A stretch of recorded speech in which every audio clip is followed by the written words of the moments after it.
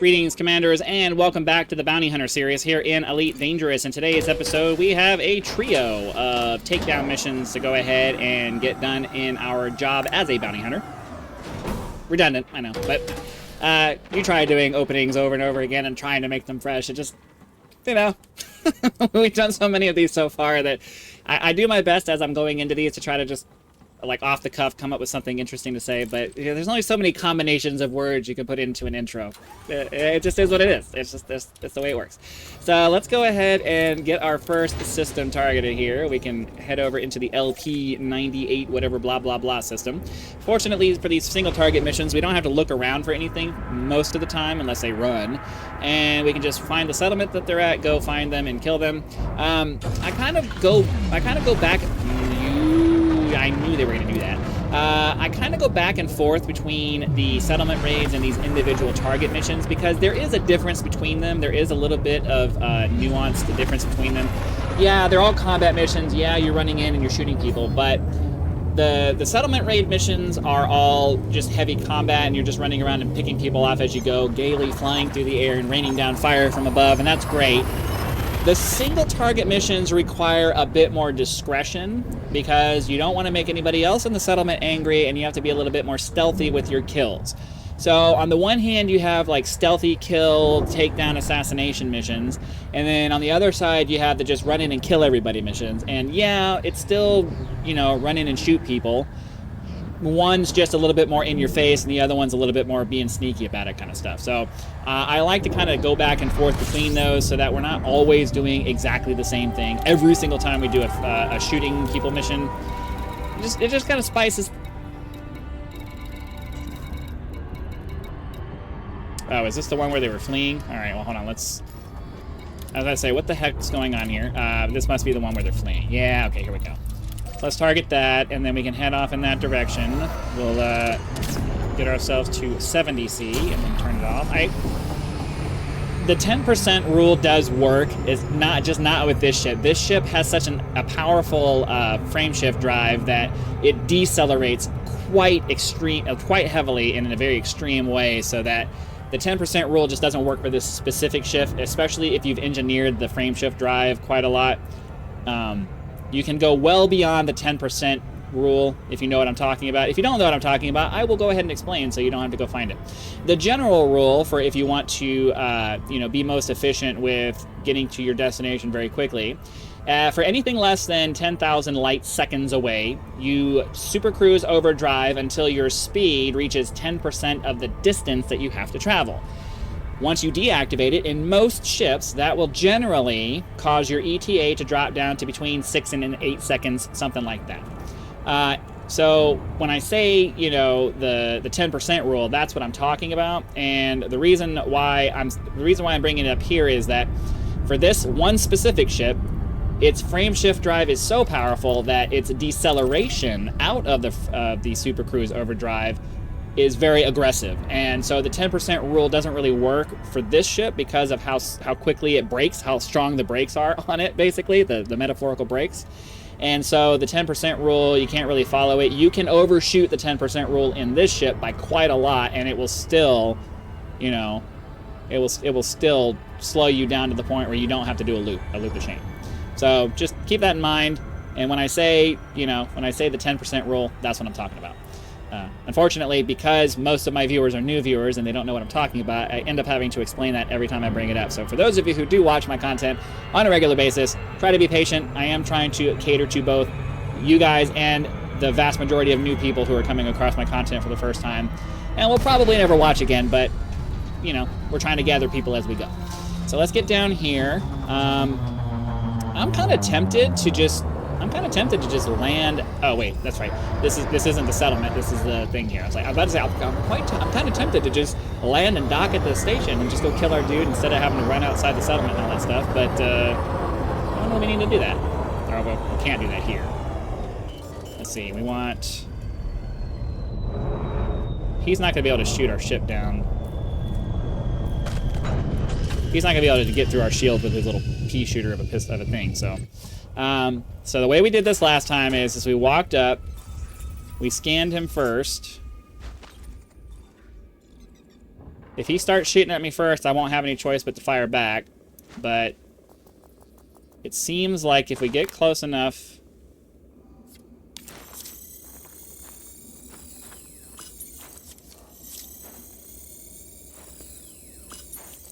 Oh my god. What is going on here? You had to stick your nose in, didn't you? Yes, I did. Okay. I mean, that seemed to work again. Now, I'm telling you, I have in the past done that exact process right there where I've scanned them. Maybe I just wasn't close enough for it to count. I don't know if there was a range thing, but I have tried scanning people in the past, and I still ended up incurring a bounty against me for killing mission targets. So I don't know if maybe they fixed the bug, or there was a small step in the process that I missed before. Maybe you just had to be really close, and that's the only way it worked. Don't know. I don't know what the issue was, but there was a time where I really hated when we did these because I always ended up incurring a bounty, and that just really sucks. We still have notoriety from that last mission that we did, so that really sucks. Nope, we can turn that one back in. Let's go ahead and get this next second target ready to go, and we can go ahead and just start charging and head off in that direction. So, yeah, let's go get target number 2. Alright, we are approaching the planet for our second target. So let's go ahead and start getting our descent ready. Hopefully we can get the speed on this all correct. Get down, get in, get out. Make everything nice and easy and squeaky clean without any collateral damage. We've unfortunately been forced into a lot of collateral damage lately, which is why we have the nice little notoriety of 1 down there, because we keep going down to these installations, and because they've been bugged out and the guys aren't moving around, we end up being forced to kill people that we wouldn't normally kill because they just won't move out of the way. So you end up having to kill them to get through anything. It's just killing me, guys. So hopefully we can just get in, get out, shoot the guy, get back to our ship, be done with it. I mean, and to be perfectly honest with you, we're going to live a little bit dangerously, right? We're going to live a little bit dangerously. We're going to actually dock at the station. Normally I would go outside, but you know, if we do this right, we shouldn't piss anybody off, and there's no reason we can't just land at the station. So let's just go do that. So our docking, we're gonna dock right over here.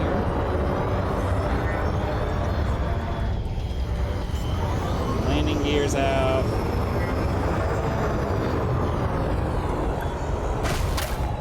Gravity was a little harder than I was expecting it to be.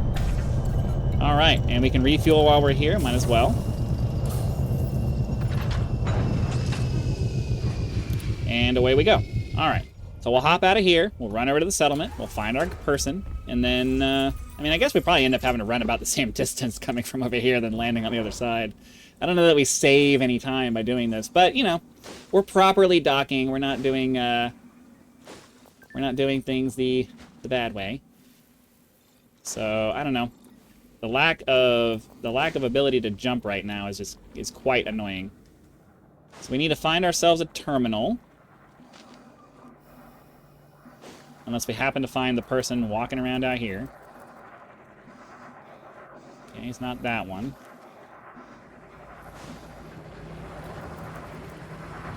We're looking for Rashad. Fortunately... Let's see, they're probably upstairs. I need a terminal. I need someone with good aim Billy to run Sanford. Not who we're looking for. Yeah, I need a terminal. Is there a terminal up here? It's in the dorm here. Well, there's nobody up here to see what I'm doing, so I think we're gonna do some breaking and entering here.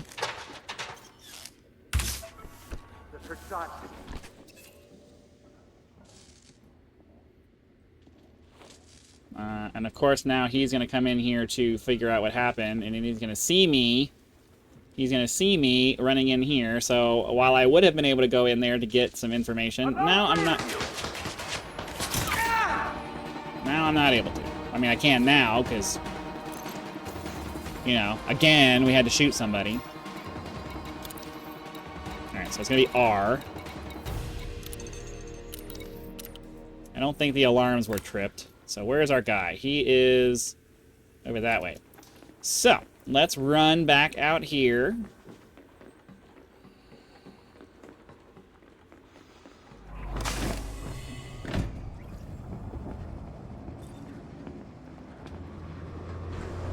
Leave me alone. Leave me alone. Leave me alone. Nothing going on. There's nothing happening. Everything's fine.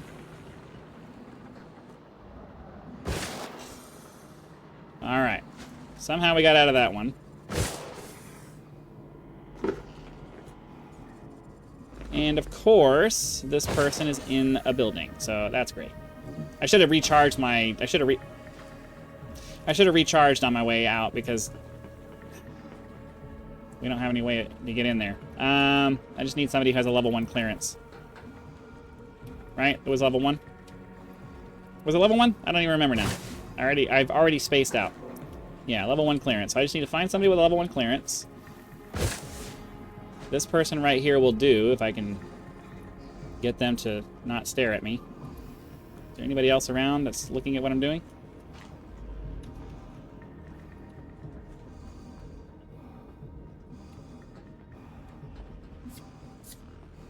I just need there to not be anybody paying attention.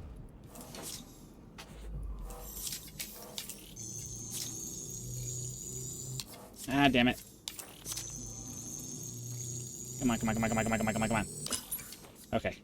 So now we just need to make sure we don't get scanned by them. I need another entryway because they're going to scan me over there. Is there another doorway? Yes. Okay. Is this our guy? It is our guy.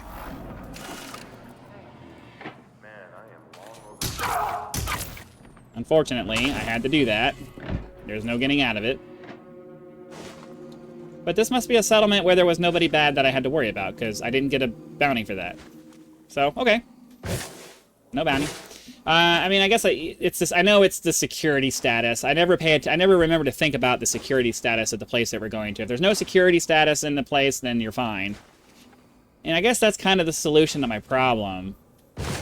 I need to move further out where there's like more areas that have less security.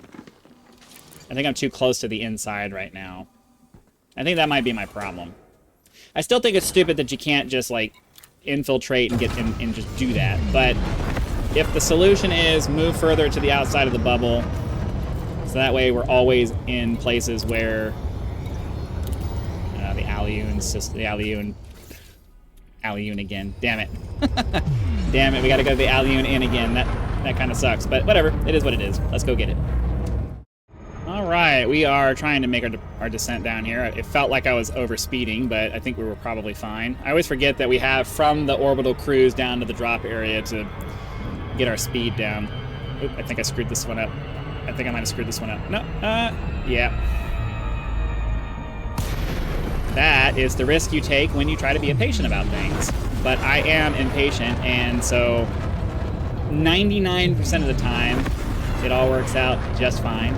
But every once in a while, you get a situation like this, and this right here illustrates why it's important to really manage your speed on the descent, because rather than the developers making it so that it just automatically goes in the most efficient manner possible, you're expected to demonstrate skill. And it's like, okay, but at the same time, you know, I'd like to just get this done, and I don't want the odd screw-up to be something that causes me to just not be able to do things. So, can we just streamline the process for everybody, please? Like, it doesn't need to be this way. It really, really doesn't. So I left this. I'm leaving this process in the video so that those of you who wonder why I make such a big deal about, you know, managing speed and not overshooting and making sure you get to the glide and all that stuff in here. I mean, this is a really fast ship, so even that amount is like really fast compared to what some other ships, especially if you're not like engineered or anything.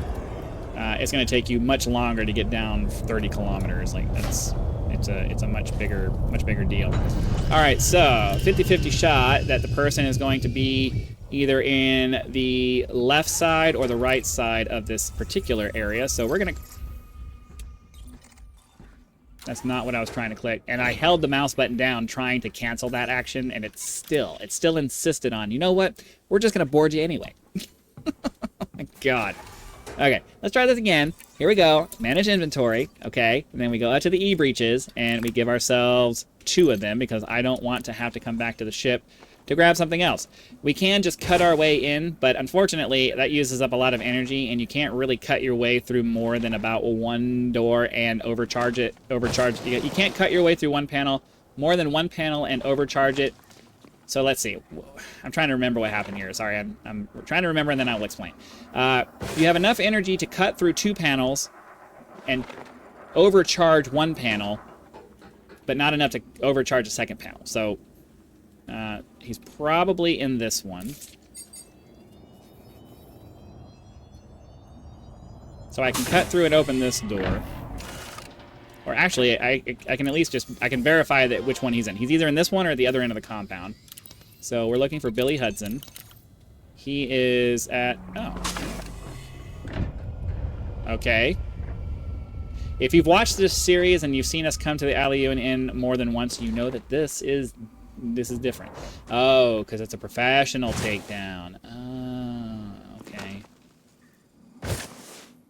So is he the only one over here?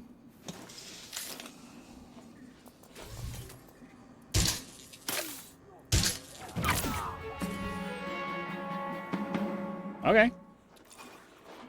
I mean, I don't mind doing it that way. We finally got to use our rifle for once.